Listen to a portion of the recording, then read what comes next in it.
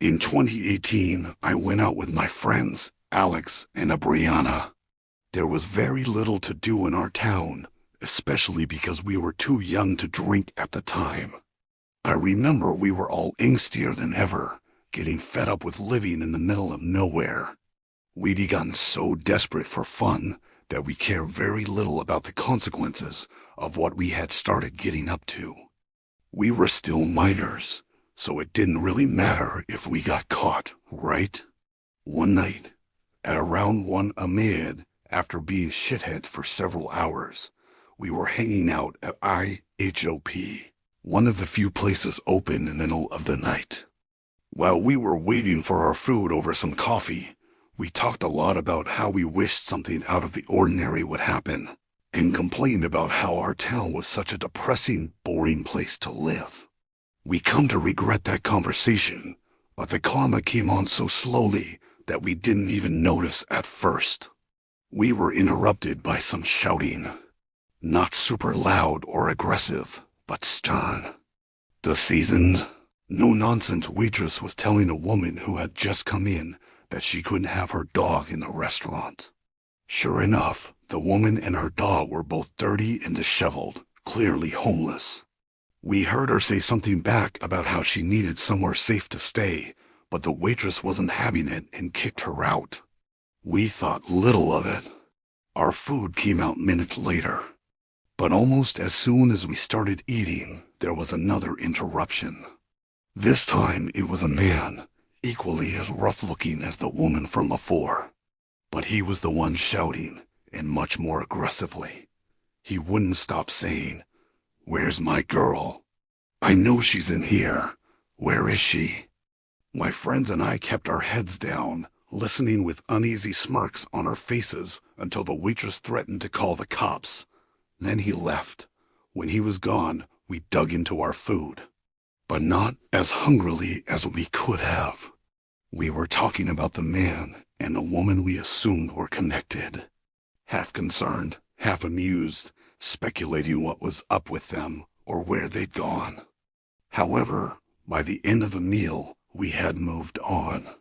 We were recharged and ready to get up to more trouble. It had been long enough that we figured the people who were fighting would be long gone, so we didn't even consider them. Leaving IHOP, we roamed the streets, looking for a wall to tag or a yard decoration to steal and destroy. Whatever could satisfy us. After about 20 minutes of searching, we seemed to find the perfect hit, a freshly abandoned house. It was a place we'd all seen before, but the moments never felt right until that night. We were sure nobody had been there in weeks, and unlike the other abandoned places in town, it didn't seem like a total death trap yet.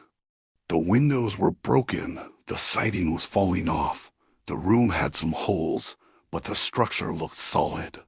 Not wanting to be seen entering off the street, we snuck around to the backyard. There was a wooden fence surrounding it, but despite the condition of the house, there were no easy gaps to squeeze through, so we climbed over it. In the backyard, we had to tread carefully. There was rusted-out junk everywhere, just waiting to send us to the doctor for a tetanus shot. We crept about halfway to the back door when we heard something bone-chilling, a woman crying. It sounded like it was coming from inside the house. We froze in our places. A moment later, a dog started barking at us from the house.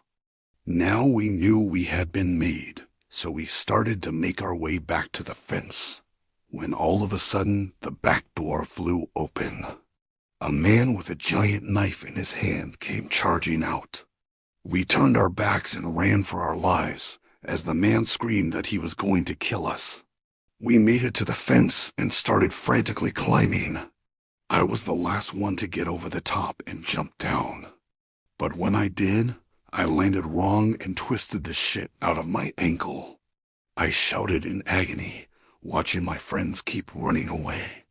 I called out to them to come back and help me, but they were too panicked to realize they had left me behind. Then I turned my head to look back at the fence to see if I was about to be stabbed to death. There was a face staring at me, looking just over the edge. It had pure rage in its eyes, nothing else, no humanity whatsoever. It was the man we'd seen harassing the waitress at IHOP less than an hour earlier. Somehow, he must have found the frightened woman with the dog, and we had stumbled right into the place he was holding her. I was sure he was about to jump over the fence and slit my throat. But strangely, he just kept staring at me, not moving, like he wasn't even breathing.